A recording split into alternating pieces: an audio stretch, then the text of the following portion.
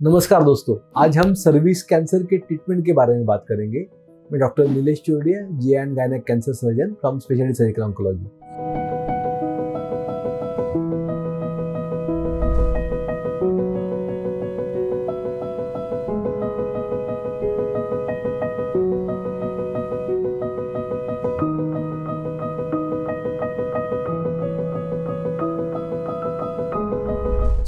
Service cancer का treatment obviously उसके stage के ऊपर डिपेंड रहता है।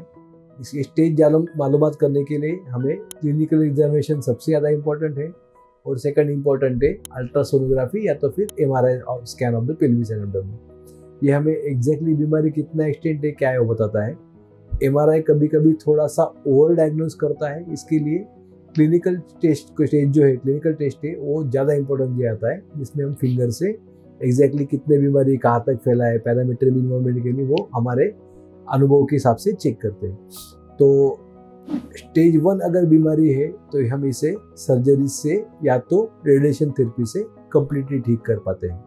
तो दोनों ऑप्शन है, दोनों इक्वली इफेक्टिव है, तो कोई भी आप इसमें चॉइस कर सकते हैं। सर्जरी 1 टाइम प्रोसीजर है, एक टाइम सर्जरी है, 8 से 10 दिन में अच्छे हाथ तक हीलिंग हो जाती है, आगे कोई टेंशन नहीं। रेडिएशन थेरेपी जो है लगभग 1.25 से 1.5 माह चलने वाला ट्रीटमेंट है।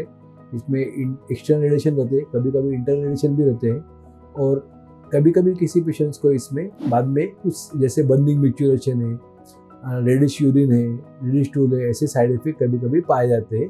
बिकॉज रेडिएशन का जो साइड इफेक्ट आता है जो पेशाब की थैली पे और आंतड़ी पे, इसकी वजह से, तो ये अगर कंपेयर करते हैं तो सर्जरी प्रीफर किया जाता है। हालांकि दोनों इक्वली क्यूरेटिव ऑप्शन है।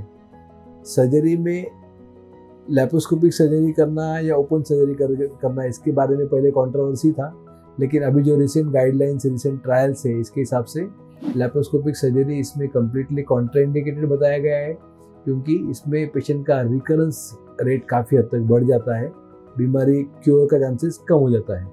तो यही हिसाब से अगर सर्जरी करना है तो प्रिफरेबली ओपन सर्जरी ही करना चाहिए, ये वर्ल्ड गाइडलाइंस के हिसाब से बताया गया है। और अगर बीमारी स्टेज 1 के आगे चले गया है, स्टेज 2A के आगे अगर बीमारी है, तो हम इसे कीमोथेरेपी प्लस रेडिएशन थेरेपी से कवर कर सकते हैं।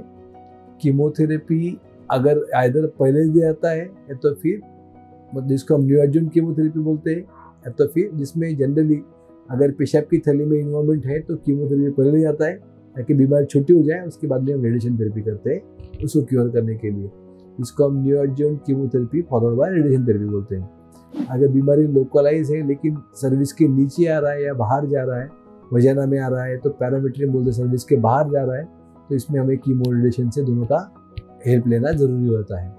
और अगर बीमारी फैला हुआ है बॉडी में तो अनफॉर्चुनेटली हम इसे फिर रेडिएशन थेरेपी या सर्जरी का खास रोल नहीं रहता है। इसमें पैलेटिव कीमोथेरेपी जाता है जो बीमारी कम करने के लिए, कंट्रोल करने के लिए रहता है, ना कि ठीक करने के लिए। तो स्टेज के हिसाब से ट्रीटमेंट डिफरेंस होती है। अर्ली स्टेज में सर्जरी, रेडिएशन थेरेपी दोनों इफेक्टिव है।